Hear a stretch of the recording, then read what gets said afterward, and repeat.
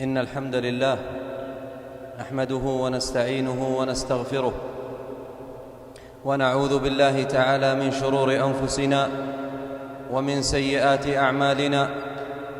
من يهده الله فلا مضل له ومن يضلل فلن تجد له وليا مرشدا، وأشهد أن لا إله إلا الله وحده لا شريك له، وأشهد أن محمدًا عبده ورسوله صلى الله عليه وعلى آله وأصحابه والتابعين لهم بإحسان إلى يوم الدين، وسلم تسليماً كثيراً. يا أيها الذين آمنوا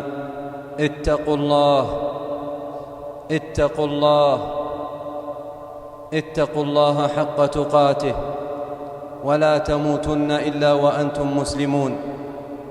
يا أيها الذين آمنوا اتقوا الله وقولوا قولا سديدا يصلح لكم أعمالكم ويغفر لكم ذنوبكم، ومن يطع الله ورسوله فقد فاز فوزا عظيما.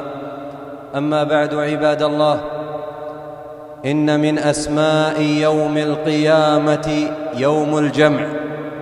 قال سبحانه: يوم يجمعكم ليوم الجمع ذلك يوم التغابن. وقال سبحانه: وكذلك أوحينا إليك قرآناً عربيا لتنذر أم القرى ومن حولها وتنذر يوم الجمع لا ريب فيه فريق في الجنة وفريق في السعير. وقال سبحانه: قل إن الأولين والآخرين لمجموعون إلى ميقات يوم معلوم. فإذا قامت الساعة عباد الله جمع الله الخلائق لفصل القضاء، ليجزي الله كل نفس ما كسبت، إن الله سريع الحساب. ففي ذلك اليوم من الأهوال والكروب والفزع ما لا يعلمه إلا الله، ولن ينجو من تلك الأهوال إلا من أعد لذلك اليوم عدته.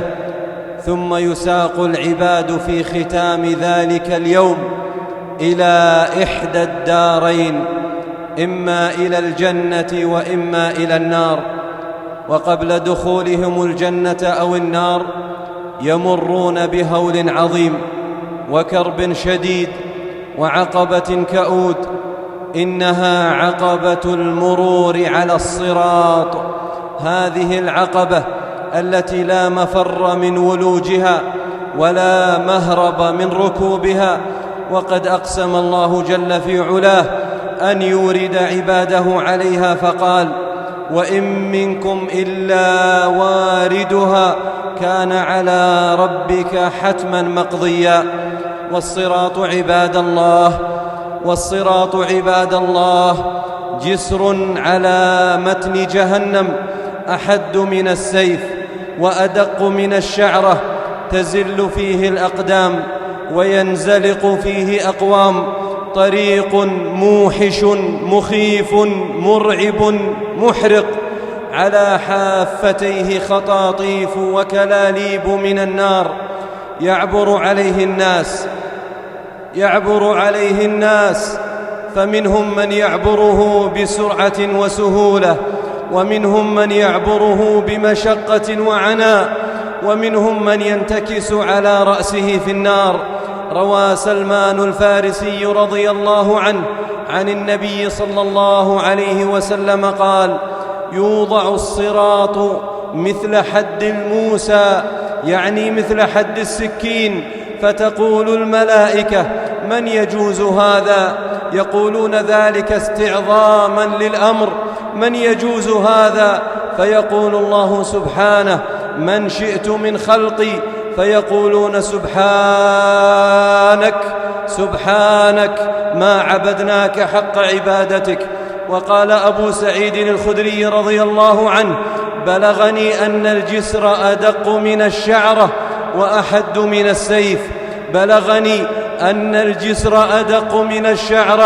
وأحد من السيف.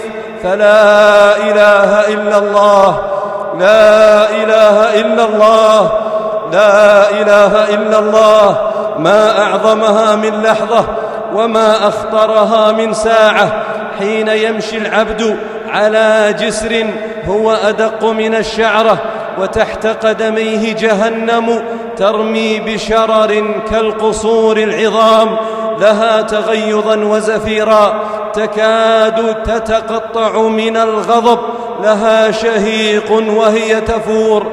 لا إله إلا الله، لا إله إلا الله. ما أعظم الكرب، لا إله إلا الله. ما أشد الفزع. روى أبو سعيد الخدري رضي الله عنه أن النبي صلى الله عليه وسلم قال: يؤتى بالجسر فيوضع بين ظهري جهنم. قلنا: يا رسول الله، يا رسول الله، وما الجسر؟ قال: مدحضة مزلة، يعني طريق زلق تزلق فيه الأقدام، عليه خطاطيف وكلاليب وحسكة مفلطحة، لها شوكة عقيفاء يقال لها السعدان. والمرور على الصراط عباد الله، المرور على الصراط لجميع الخلق كلهم لا بد أن يمروا عليه، إلا الكفار فإنهم لا يمرون عليه، لأنه قد أخذ بهم إلى جهنم قبل ذلك.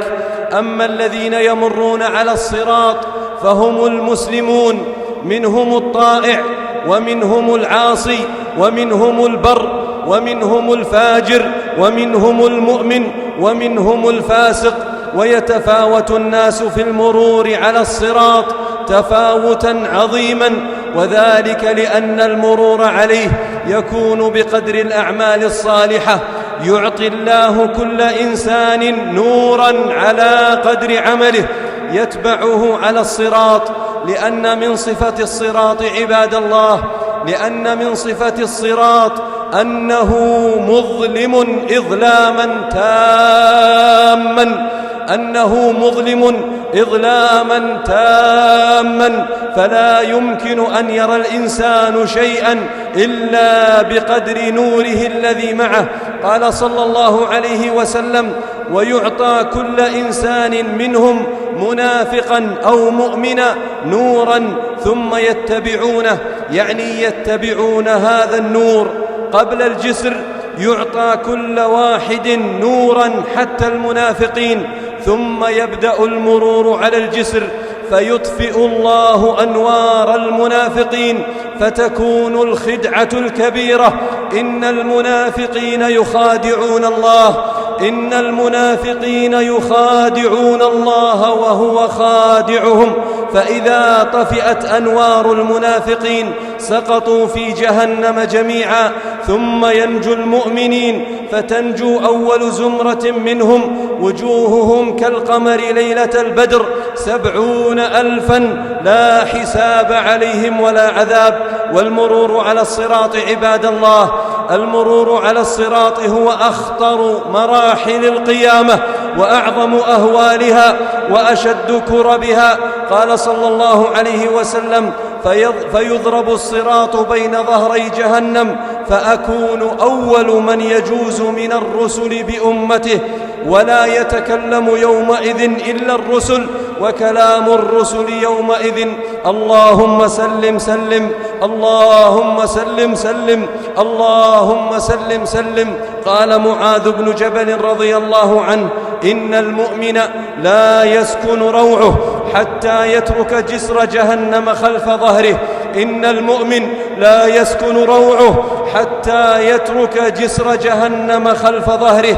وصدق رضي الله عنه: فكيف يطمئن من يعلم أن الهول أمامه، وكيف يغفل من يوقن أن هذا الكرب ينتظره. والعاقل عباد الله، العاقل من اجتهد بالأعمال الصالحات وتخفف من الذنوب وترك المحرمات وتزود من الحسنات والباقيات الصالحات، واستعد ليوم التغابن، يوم الحسرة والندامات.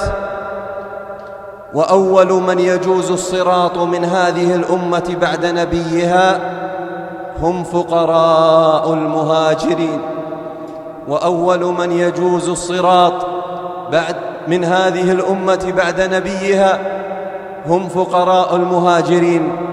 جاء عن ثوبان رضي الله عنه أن حبرا من أحبار اليهود سأل رسول الله صلى الله عليه وسلم عدة أسئلة، كان من ضمن هذه الأسئلة: أين يكون الناس يوم تبدل الأرض غير الأرض والسماوات؟ أين يكون الناس يوم تبدل الأرض غير الأرض والسماوات؟ قال رسول الله صلى الله عليه وسلم: هم في ظلمة دون الجسر، هم في ظلمة دون الجسر. قال: فمن أول الناس إجازة؟ قال: فقراء المهاجرين. فيا عباد الله استعدوا ليوم القيامة، يا عباد الله استعدوا ليوم القيامة، استعدوا ليوم تمرون فيه على الصراط، استعدوا ليوم يجعل الولدان شيبا، استعدوا ليوم تذهل فيه المرضعة عما أرضعت وتضع كل ذات حمل حملها، استعدوا ليوم لا يجزي والد عن ولده، استعدوا ليوم لا تملك فيه نفس لنفس شيئا، استعدوا ليوم يفر فيه المرء من أخيه وأمه وأبيه وصاحبته وبنيه، استعدوا له بالأعمال الصالحة فليس بينكم وبين الله نسب، استعدوا له بالأعمال الصالحة والاجتهاد في الطاعة والقيام بأوامر الله سبحانه والبعد عن نواهيه لتسلموا من تلك الأخطار وتزحزحوا عن النار وتدخلوا الجنة دار المتقين الأبرار. فمن زحزح عن النار وأدخل الجنة فقد فاز، وما الحياة الدنيا إلا متاع الغرور. بارك الله لي ولكم بالقرآن العظيم ونفعنا بما فيه من الآيات والعبر والذكر الحكيم. أقول قولي هذا وأستغفر الله لي ولكم ولكافة المسلمين من كل ذنب وخطيئة فاستغفروه إنه هو الغفور الرحيم.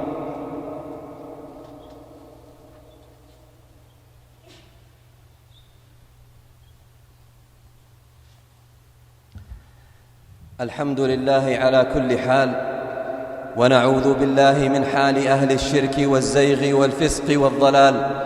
أما بعد عباد الله، إن الأيام تجري مسرعة، إن الأيام تجري مسرعة، وفي كل يوم يقترب العبد من يوم القيامة.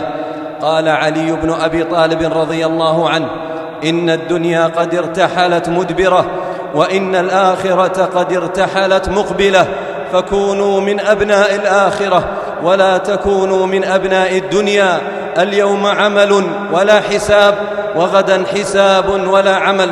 والعاقل يا عباد الله، العاقل من استثمر حياته بطاعة الله، العاقل من استثمر حياته بطاعة الله واجتهد في الأعمال الصالحة وتهيأ لذلك اليوم العظيم. إنا لنفرح بالأيام نقطعها، وكل يوم مضى يدني من الأجل، فاعمل لنفسك قبل الموت مجتهدا، فإنما الربح والخسران في العمل. عباد الله، إن مرورنا على الصراط يكون على قدر أعمالنا، فكلما ازداد العبد من العمل الصالح كان سيره على الصراط أسرع ونوره أعظم. قال صلى الله عليه وسلم لما ذكر مرور الناس على الصراط: تجري بهم أعمالهم. وكلما تأخر العبد عن طاعة الله في الدنيا تأخر في سيره على الصراط يوم القيامة. قال عبد الله بن مسعود رضي الله عنه: يأمر الله تبارك وتعالى بالصراط، يأمر الله تبارك وتعالى بالصراط فيضرب على متن جهنم.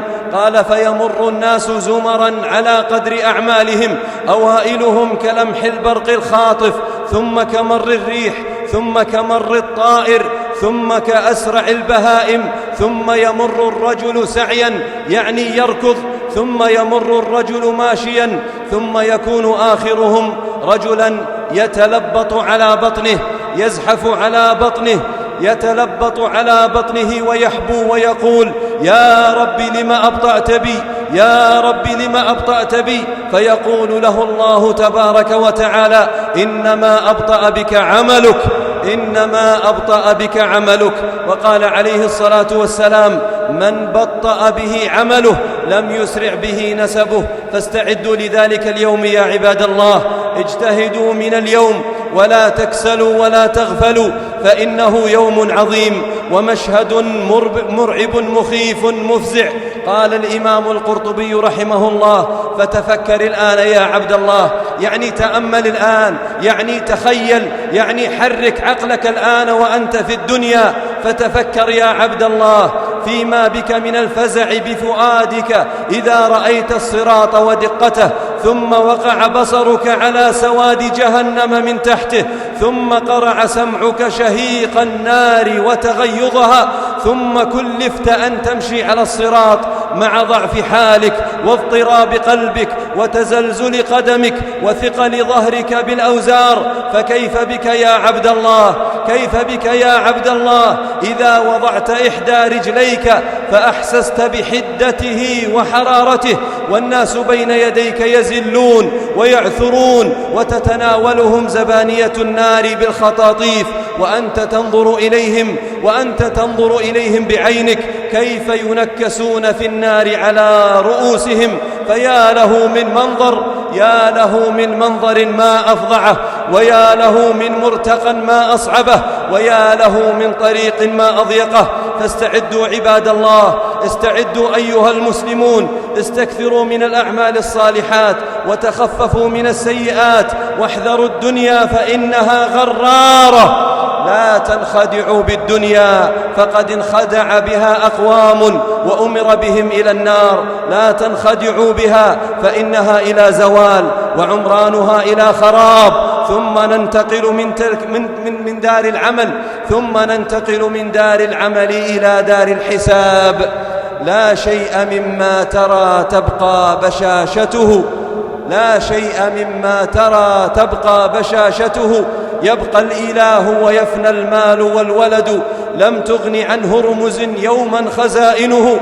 والخلد قد حاولت عاد فما خلدوا، ولا سليمان إذ تجري الرياح له، والإنس والجن فيما بينها ترد. أين الملوك التي كانت لعزتها، من كل فج إليها وافد يفد. حوض هنالك مورود بلا كذب، لا بد من ورده يوما كما وردوا. اللهم اعصمنا من الآثام، اللهم اعصمنا من الآثام، وأحسن لنا الختام، وأسكننا الجنة دار السلام يا ذا الجلال والإكرام. اللهم إنا نسألك الجنة وما قرب إليها من قول وعمل، ونعوذ بك من النار وما قرب إليها من قول وعمل. اللهم لا تخرجنا من هذه الدار إلا وأنت راض عنا يا ذا الجلال والإكرام. اللهم لا تمتنا إلا وأنت راض عنا يا ذا الجلال والإكرام. اللهم احفظ علينا عقيدتنا، وأصلح أعمالنا وأقوالنا وسائر أحوالنا يا ذا الجلال والإكرام. اللهم إنا نسألك الهدى والتقى والعفاف والغنى، ونعوذ بك من سخطك وأليم عقابك يا حي يا قيوم. اللهم ارحمنا برحمتك يوم تجمع الأولين والآخرين. اللهم اجعلنا ممن يمرون على الصراط كلمح البرق الخاطف برحمتك يا أرحم الراحمين. اللهم نجنا من أهوال يوم القيامة، اللهم نجنا من كرب يوم القيامة، اللهم نجنا من خطوب يوم القيامة يا ذا الجلال والإكرام. اللهم اغفر ذنوب المستغفرين، واقض الدين عن المدينين، واشف مرضانا ومرضى المسلمين. اللهم اجعل جمعنا هذا مرحوما، وتفرقنا بعده معصوما، ولا تجعل فينا ولا منا شقيا ولا محروما. سبحان ربك رب العزة عما يصفون، وسلام على المرسلين، والحمد لله رب العالمين.